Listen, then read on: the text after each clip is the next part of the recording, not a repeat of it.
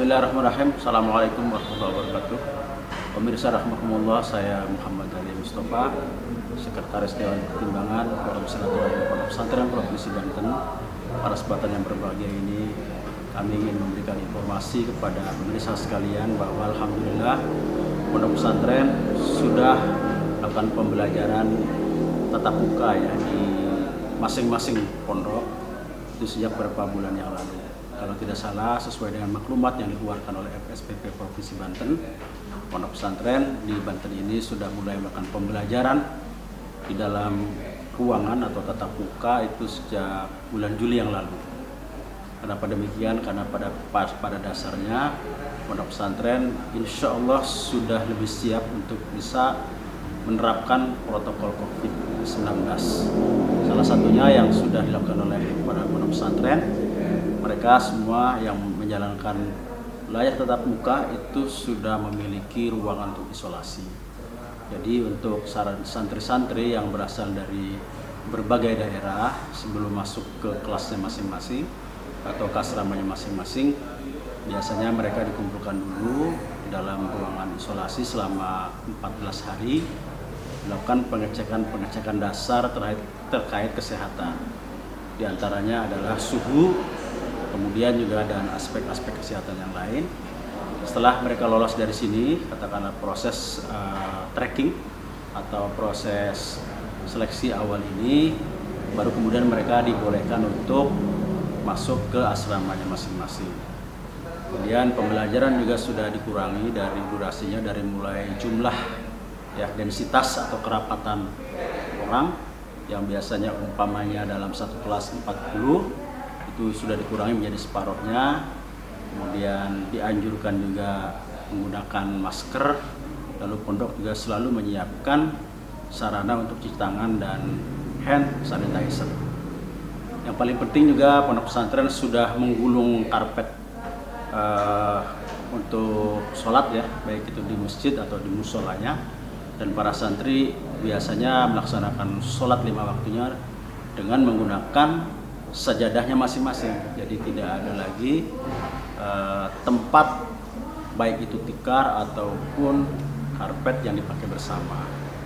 Dan yang paling penting juga pondok pesantren sudah melakukan lockdown sendiri, itu dengan cara membatasi kunjungan dari orang luar, termasuk orang tua santri juga tidak bisa masuk ke dalam lingkungan, tetapi biasanya dibatasi atau di stop di area yang dijaga oleh satpam.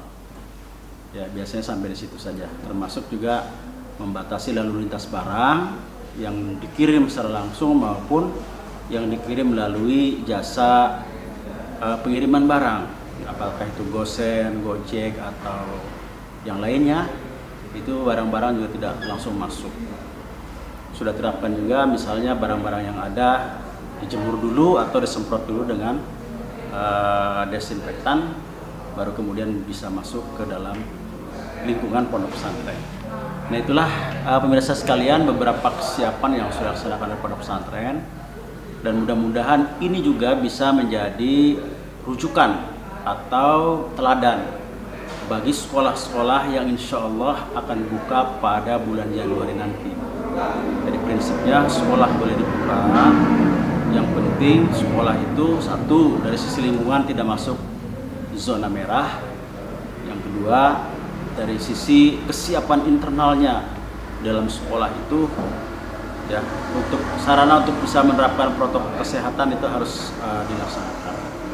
Dan yang paling penting sebenarnya adalah membangun kesadaran bagi insan yang mengelola dalam lingkungan sekolah maupun pondok pesantren, paham betul itu yang namanya protokol COVID-19.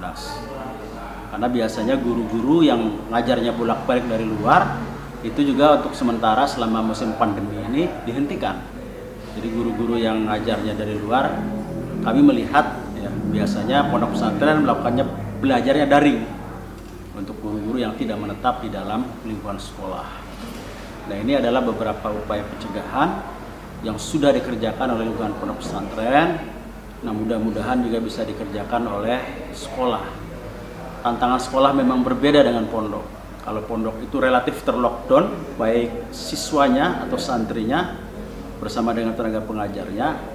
Tapi kalau sekolah ini bolak-balik gitu kan, keluar masuk, baik itu orang tuanya, muridnya maupun tenaga pengajarnya. Ini mungkin yang agak sulit ya mengendalikan protokol COVID antara lingkungan pondok pesantren dengan lingkungan sekolah. Mudah-mudahan hal ini bisa bermanfaat. Terima kasih kami informasikan. Sekali lagi kami ucapkan terima kasih kepada Banten Pos yang sudah memfasilitasi wawancara ini, bagian dari kelanjutan diskusi terfokus terkait dengan sekolah tangguh pada hari ini. Terima kasih. Hadanallah wa iyyakum ajmain. Assalamualaikum warahmatullahi wabarakatuh.